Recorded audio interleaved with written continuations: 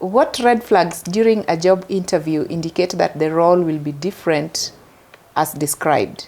Join me in this conversation as we highlight some of the vague languages or statements or vocabularies in the job description, and as well as some of the red flags to pay attention to during the interview as you prepare for your upcoming interviews as a candidate. As usual, my name is Mary, and I'm glad to be joined again by Noela in this conversation. Thank you, Noela, for joining me. Thank you for inviting me. Great. So before we discuss about the red flags during the interview that a candidate needs to pay attention to, let us first of all address the job description. Sometimes it can be a bit vague, or there is an ambiguous language that has been used that, of course, brings about the element of mismatch in terms of expectations versus reality. So how can candidates identify the any ambiguous languages that have been used in the JD that can suggest that mismatch in expectations and reality? Okay. Yeah, studying the job description is part of preparation for any interviews, and being very keen on the responsibilities is also important.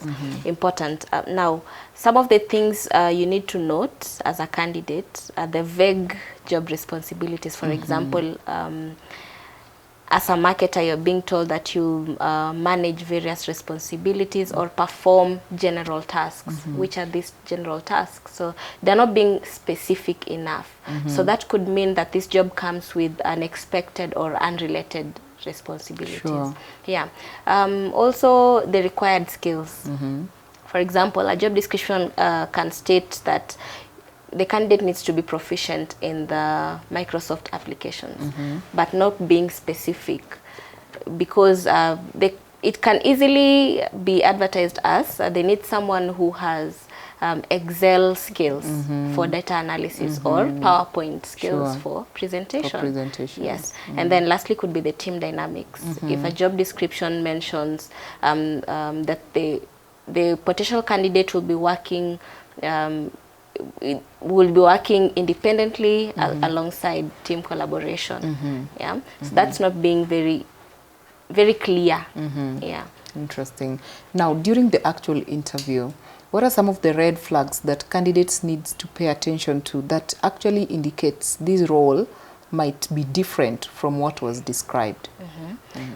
Yeah, now during the interview, this is where you're going to seek clarity from things that you didn't quite understand on the job description.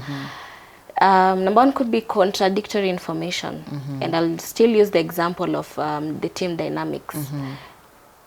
From the interview, from the job description, it stated that you'll be working independently, but now during the interview, the interviewer says that you'll be working as a team. As a team. Yeah. Yeah. So that could be one of the red flags.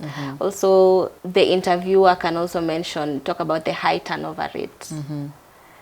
You need to figure out, understand why is there high turnover rate? Is it that they're not expectations, or what are the success metrics? And even the success metrics question, we find out during the interview when you ask about the success metrics, it's like they're just giving you vague responses, meaning there are no clear expectations set or performance evaluations for this. Like there's nothing you can really peg on how your performance will be assessed. Yeah, so there are no goals for this role. Yeah, so those are some of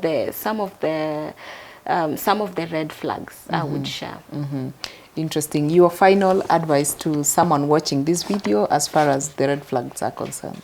Okay, so doing research about a company is part of preparation for any interviews.